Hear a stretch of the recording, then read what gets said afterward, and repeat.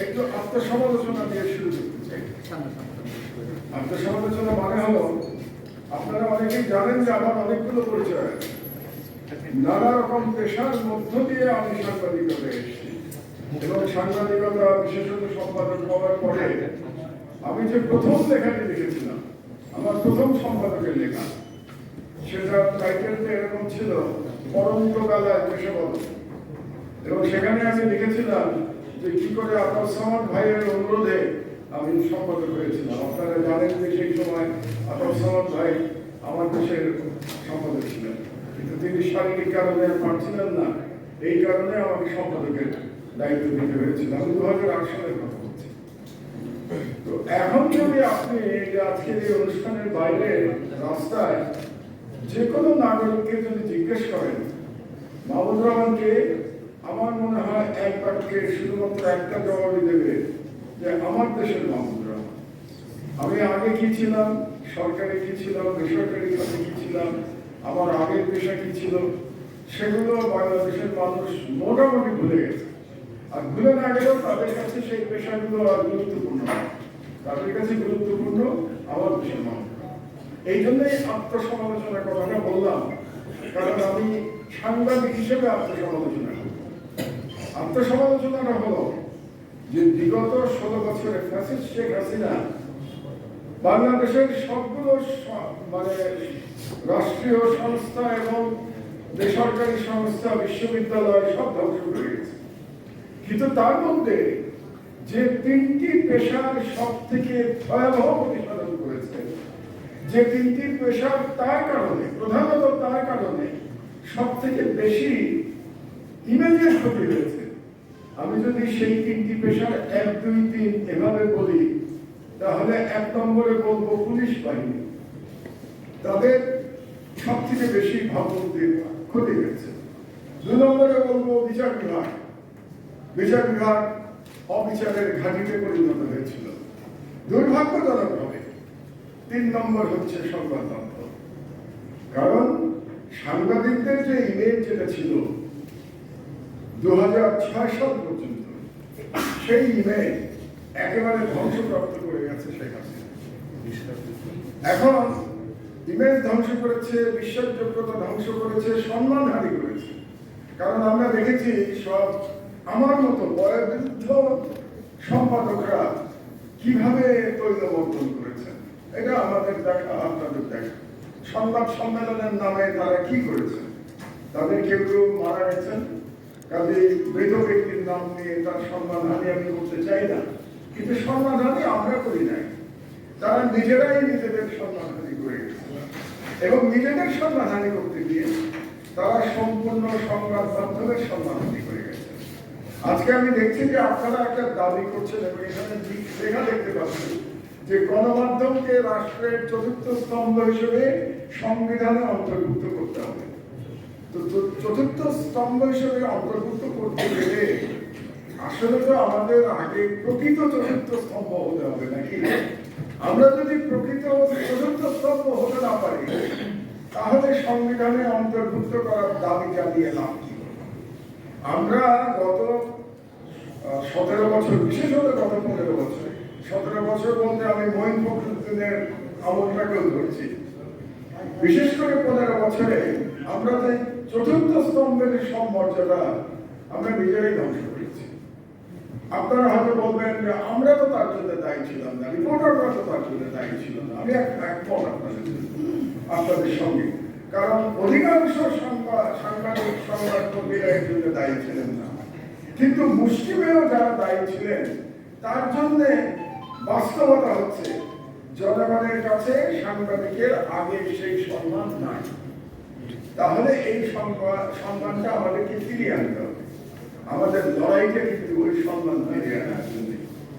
আমি আমার সহকর্মীদের দিয়ে আমার মতো করে কিন্তু এই লড়াই শুরু করেছি।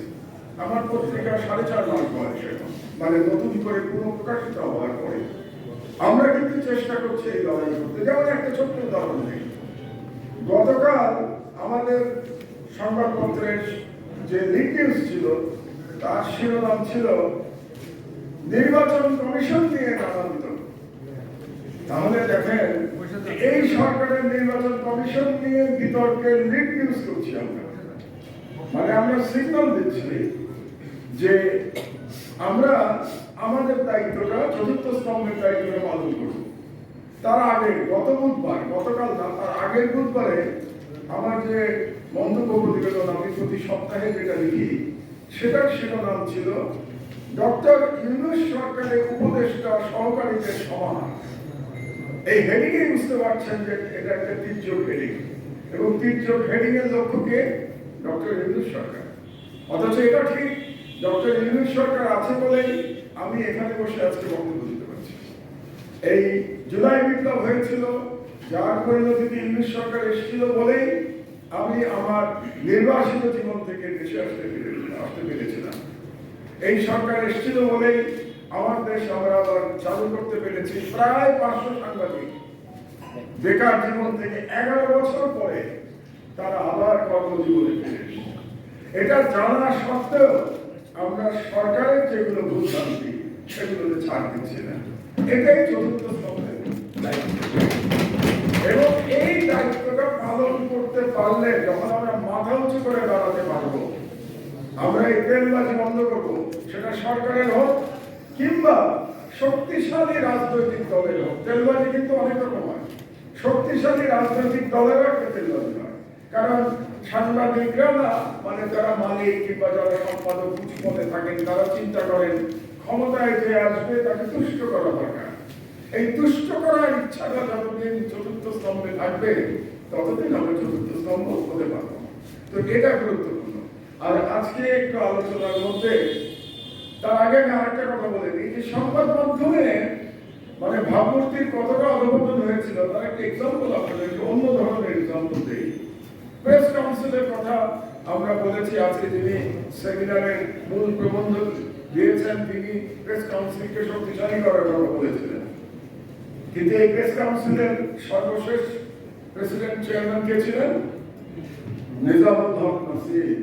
নিজামুল হক নাসিমকে বাংলাদেশের বিচার বিভাগের যারা কলঙ্কিত করেছে বিচার বিভাগকে, তাদের মধ্যে একজনের নাম নিজামুল হক নাসিম। তো তাকে করা হয়েছিল স্কাই কেলেঙ্কারির খলনায়ক নিজামুল হক নাসিম, তাকে করা হয়েছিল আপনাদের প্রেস কাউন্সিলের চেয়ারম্যান। এটাও তো একটা অপমান সাংবাদিকদের জন্য। নিজামুল হক নাসিম যেটা চেয়ারম্যান হয়, এটা আমি মনে করি এই চেয়ারম্যানের মাধ্যমে আপনাদেরকে অপমান করা হয়েছে। বোঝানো হয়েছিল যে প্রেস কাউন্সিল শেখ হাসিনার বদলে প্রেস কাউন্সিলকেও করা হয়েছিল শেখ হাসিনা এই যারা তার পদলেহন করতো তার মধ্যে একজন। এই এক্সাম্পলটা দেওয়া দরকার, কারণ এটা একটু মনে রাখা দরকার। আমরা ইতিহাস খুব তাড়াতাড়ি ভুলে যাই, এগুলো ভুলে যাবেন না। তো কাজেই নিজামুল হক নাসিমের মতো লোককে চেয়ারম্যান করে যদি আপনি প্রেস কাউন্সিল করেন, তাহলে সেই প্রেস কাউন্সিলের কোনো কার্যকারিতা থাকবে না। এটা নিয়ে আমি কোথাও আপনাদের থেকে আওয়াজ তুলতে শুনি নাই, কেউ বলেন নাই আজ পর্যন্ত। এবং তাকে যখন করা হয়েছিল তখনও আপনারা সাংবাদিকরা প্রতিবাদ করেন নাই। এটা প্রতিবাদ করার দরকার ছিল তখন। আরেকটি কথা একজন আমাদের সহকর্মী একটু আগে বলেছেন, নওয়াবকে বলেছেন নবাব। আপনারা ঠিকই বলেছেন, নওয়াব আসলেই নবাব।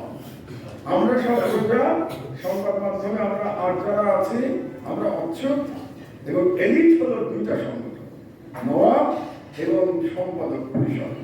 এই দুটো হলো এলিট বাংলাদেশে। আর বাকি সবাই আমরা, বাকি যারা আমরাই তো মেজরিটি, তাদের সংখ্যা আর কত? আমরাই তো 90%। আমরা 90% হলাম অচ্ছুত এবং তারা হলো এলিট। তো এখন আমি যে কথাটা বলতে চাই, আমি গর্বিত, আমি গর্ববোধ করি যে আমার দেশ কোন এলিটের পত্রিকা না। আমার দেশ বাংলাদেশের নিপীড়িত গণমানুষের পত্রিকা, এবং আমার দেশকে আমি বাংলাদেশের গণমানুষের মুখপাত্র হিসেবেই রাখতে চাই। কোন এলিট ক্লাবের সদস্য আমার দেশ কোনোদিন হবে না, আপনাদেরকে জানিয়ে রাখা হবে। এই যে এলিট আপনারা বললেন, এই দুটোর সদস্য আমার দেশ কোনোদিন হবে না, কারণ আমরা আমাদের লড়াই ইনশাআল্লাহ অব্যাহত রাখবো। তো কাজেই চতুর্থ স্তম্ভ হওয়ার জন্য জিআরইউ এর মতো সংগঠন দরকার, জিআরইউ এর মতো সংগঠনের শক্তিশালী হওয়া দরকার। আমার ছোট ভাই যারা আছেন, এটা যারা চালান তাদের প্রতি আমার সনিবদ্ধ অনুরোধ, আপনারা মেরুদণ্ড সোজা করে স্বাধীনভাবে নিয়ে চালাবেন। কোন রাজনৈতিক দল, কোন সরকার দুটিকে আপনারা পরোয়া করবেন না। এবং আপনারা যখন নির্বাচন করবেন তখন আদর্শ মেনে নির্বাচন করবেন, কোন রাজনৈতিক দলের লেজুর ভিত্তিক নির্বাচন করবেন না। তখনই সাংবাদিকের প্রকৃত স্বাধীনতা আসবে এবং চতুর্থ স্তম্ভ হিসেবে আমরা দাঁড়াবো। দ্বিতীয় কথাটা যেটা আমি বলতে চাই, তাহলে চতুর্থ স্তম্ভ হয়ে উঠতে হলে আমাদেরকে দাবি তোলার আগে আমাদের নিজেদের মাথা উঁচু করে দাঁড়াতে হবে। এবং আমি মনে করি বর্তমান সরকারের সময়কালে, সেই সময়কাল হয়তো আমি ধারণা করছি আর 1 বছর, কারণ ডক্টর ইউনূস বলেছেন যে ডিসেম্বর থেকে জুনের মধ্যে নির্বাচন দেবেন, তো অলরেডি আমরা মে মাসে চলে এসেছি। সুতরাং আমরা 1 বছর মোটামুটি ধরে দিতে পারি, আর এই সরকার, তারপরে রাজনৈতিক সরকার আসবে। এই সরকারের সময়কালে আমাদের সাংবাদিকদের আমাদের একতাবদ্ধভাবে আমাদের স্বাধীনতার জন্য সকল কর্মসূচি, সকল পরিকল্পনা আমাদের প্রণয়ন করতে হবে। সরকারের দিকে তাকিয়ে থাকার দরকার নেই। আমরা যদি এই কাজটা করতে পারি তাহলে আমাদেরকে আর দাবি করতে হবে না যে সংবিধানে চতুর্থ স্তম্ভ করলে যেই সরকারই আসুক না কেন তারা সংবিধানে করুক কিংবা না করুক আমাদেরকে চতুর্থ স্তম্ভের মর্যাদা দিবে। এটা আমাদের করতে হবে। আর আরেকটি কথা বলা প্রয়োজন যে আমরা সংস্কারের কথা বলছি, এখানে অনেক সংস্কার, কত সংস্কার কমিটি রয়েছে। আচ্ছা, আপনারা কি চিন্তা করেছেন যে আগামী যে রাজনৈতিক দলের সরকার হবে বা রাজনৈতিক সরকার যেটা আপনারা বলছেন, তারা যদি কোনো সংস্কার না মানে আপনারা কি করবেন? এটা চিন্তা করেছেন? আপনারা এই সরকারের কাছে দাবি করছেন কি কি সংস্কার করতে হবে। এখন আগামী রাজনৈতিক সরকার এসে যদি বলে আমরা কোনো সংস্কার মানি না, আমরা আমাদের মতো করে রাষ্ট্র চালাবো, সেক্ষেত্রে আপনারা কি করবেন? আমার মনে হয় সেটা নিয়ে একটু আগাম পরিকল্পনা করে রাখা দরকার। আমি একজন বাংলাদেশের সিনিয়র সিটিজেন, সিনিয়র সম্পাদক হিসেবে আপনাদেরকে সতর্ক করছি, এই সতর্কতা থাকা দরকার। যেমন ধরুন আগামী নির্বাচিত সরকার কিছু করলো না, মানে কিছু করলো না বলতে হাসিনার মতো তো এটা সম্ভব না, ওরকম ফ্যাসিস্ট হলো না, কিন্তু বিজ্ঞাপনকে হাতিয়ার হিসেবে ব্যবহার করলো, বিজ্ঞাপনকে অস্ত্র হিসেবে ব্যবহার করলো। তাদের যে বিরোধী পত্রিকা, সেই পত্রিকায় বলে দিল কোন সরকারি বিজ্ঞাপন পাবে না, তাহলে সেই পত্রিকাটিকে দেখবে কি করে? এটা তো খুব সহজ পন্থা সরকারের জন্য। সরকার যদি, আমরা যেটা মনে করি যে বিজ্ঞাপনের ক্ষেত্রে সার্কুলেশন ইজ এ ফ্যাক্টর, যে পত্রিকার সার্কুলেশন বেশি বা যেগুলো বেশি তাদের একটা রেশিওতে বিজ্ঞাপন পাওয়া উচিত সার্কুলেশনের কারণে, কারণ সেটা সব থেকে বেশি মানুষ এই পত্রিকা পড়ে। রাজনৈতিক সরকার যদি না মানে দায়িত্ব রক্ষা করে না তো রাজনৈতিক সরকার। আপনাদেরকে মনে করিয়ে দিই, আব্দুল্লাহ আমার সাবেক সহকর্মী, এখন সরকারের লোক। আমরা যখন বৈরী অবস্থায় 2008 থেকে 2013 পর্যন্ত পত্রিকা চালিয়েছি, শূন্য ছিল আমাদের বিজ্ঞাপন, সরকারি বিজ্ঞাপন ওয়াজ জিরো। আর বেসরকারি বিজ্ঞাপন তো এমনিতেই আমরা কম পাই, কারণ আমাদেরকে ধরা হয় ইসলামপন্থী পত্রিকা ধরা হয়। আমার দেশে, বাংলাদেশে ইসলামপন্থী হওয়া তো অপরাধ, এটা জানেন তো, অন্তত মিডিয়াতে তো বড় অপরাধ ইসলামপন্থী হওয়া। এবং কারণ বাংলাদেশের মিডিয়া ইসলাম বিদ্বেষীদের দখলে, মানে এস্টাবলিশমেন্ট মিডিয়া বলতে আমি মিডিয়ার এস্টাবলিশমেন্টের কথা বলছি। যেরকম দুটো সংগঠনের নাম নিয়েছি আমরা, এলিট সংগঠন, আপনারা নবাব বলেছেন, তো এই সংগঠনগুলো বেসিক্যালি ইসলাম বিদ্বেষী কাজেই। এবং বাংলাদেশে অ্যাড যারা দেয়, বিজ্ঞাপন যারা দেয়, সেই সংগঠনগুলিও যাদের কন্ট্রোলে প্রধানত ইসলাম বিদ্বেষী কাজেই, তারা এমনিতেই আমার দেশ নয়া দিগন্তের মতো পত্রিকাকে তারা বিজ্ঞাপন কম দেয়, দিলেও রেট দিতে চায় না। নয়া দিগন্তের লোকজন জানে যে কি কম রেটে তাদেরকে বিজ্ঞাপন দিতে হয়, এটা জানে, আপনারাও জানেন, আমরা কিন্তু মানি না। আমি বলে দেই যে বিজ্ঞাপন দিও না, কিন্তু আমার রেটে আমাকে দিতে হবে, যদি রেটে দিতে না পারে তাহলে বিজ্ঞাপন দিও না। তো নয়া দিগন্ত হয়তো সর্বক্ষেত্রে সেটা পারে কিনা আমার জানা নাই, তার যে এক এক পত্রিকার পলিসি এক এক রকম। তো এই জিনিস করলে আপনি আটকাবেন কি করে যদি এটাকে ব্যবহার করেন? কাল আগামী সরকারের যারা ক্ষমতাশালী থাকবেন তাদের মালিকানা ভিন্ন পত্রিকা থাকবে। তো যদি সরকারি বিজ্ঞাপন সব সেই সমস্ত পত্রিকাকে দিয়ে দেয়, যেসব পত্রিকার কোনো সার্কুলেশন নাই তাদেরকে বিজ্ঞাপন দিয়ে দিল, আমি একটা ছোট্ট উদাহরণ দিলাম। তো এই ধরনের ব্যবহারের জন্য কিন্তু আমাদের প্রস্তুত থাকতে হবে এবং তার জন্য আমাদের পরিকল্পনা নিতে হবে আগামী 1 বছরের মধ্যে। এটা আমি শুধু সতর্ক করছি আপনাদের, যেরকম একটা পরিস্থিতি হতে পারে। আমি বক্তব্য একদম দীর্ঘায়িত করবো না, অনেক লম্বা বক্তব্য হয়ে গেছে, দেখতে বেড়ে গেছে। একটা কথা শুধু বলি আপনাদেরকে, ঈদের ছুটি নিয়ে আলোচনা হয়েছে যে আগামী ঈদের ছুটি সাংবাদিকরা 3 দিন পায়, খুব সঠিক কথা।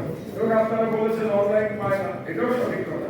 কিন্তু সমস্যা হচ্ছে যে অনলাইনের ক্ষেত্রে যেহেতু এখন আমরা ডিজিটাল যুগে বাস করি, সেই জন্য অনলাইনটা চালাতেই হয়, এর আসলে কোনো অল্টারনেটিভ নাই।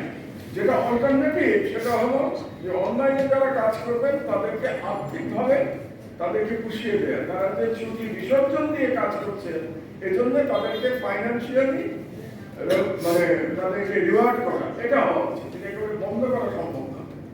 তো আমার হাতে তো ক্ষমতা নাই, কিন্তু আমি আপনাকে বলি, আমার যদি ক্ষমতা থাকতো, একটু আগে আমি আমার সাবেক কলিগ আপনাদের বলছিলাম, তাহলে আগামী যে 10 দিন ছুটি থাকবে সরকারি, আমি অন্তত পক্ষে সাংবাদিকদের জন্য 4 দিন করে দিতাম।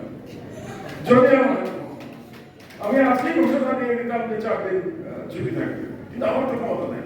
এই সিদ্ধান্ত তো এলিট প্রতিষ্ঠান, এলিটরা যেটা করবে আপনারা সেটা মানবেন না। কিন্তু আমি আবারও বলি, আমার মনে হয় যে অন্তত 4 দিন ছুটি থাকা উচিত সাংবাদিকদের। আর অনলাইনের ক্ষেত্রে তাদেরকে ফাইন্যান্সিয়ালি রিওয়ার্ড করা উচিত। সুতরাং তাদের করতে হবে। এভাবে আমরা, আমার মনে হয়, পত্রিকার দায়িত্ব রাখতে পারি এবং সাংবাদিকদের সমস্যাও সমাধান করতে পারি। অন্তত 4 দিন, 5 দিন তো হয়তো হবে না, অন্তত 4 দিন না দেওয়ার আমি কোনো যুক্তি খুঁজে পাই না। কেন 4 দিন সাংবাদিকের ছুটি পাবেন না, কোনো যুক্তি খুঁজে পাই না। যাই হোক, সিদ্ধান্তের জন্য আমাদের অপেক্ষা করতে হবে। তো আমার মনে হয় আজকে যে সেমিনার করা হয়েছে, খুবই গুরুত্বপূর্ণ সেমিনার করা হয়েছে এবং ডিআরইউতে এটা করে অত্যন্ত প্রশংসনীয়, এবং ডিআরইউর সঙ্গে আরেকটি সংগঠন জড়িত হয়েছেন, প্রশংসনীয় কাজ করেছেন। এই ধরনের পলিসি ভিত্তিক সেমিনার আরো বেশি করে হওয়া উচিত ডিআরইউতে। এবং আমার দেশের যদি কোনো সহযোগিতা আপনাদের লাগে এই ধরনের সেমিনার করতে, আমরা সর্বদা প্রস্তুত থাকবো। তো আপনাদেরকে অসংখ্য ধন্যবাদ। আল্লাহ হাফেজ। স্বাধীন সাংবাদিকতার জয়।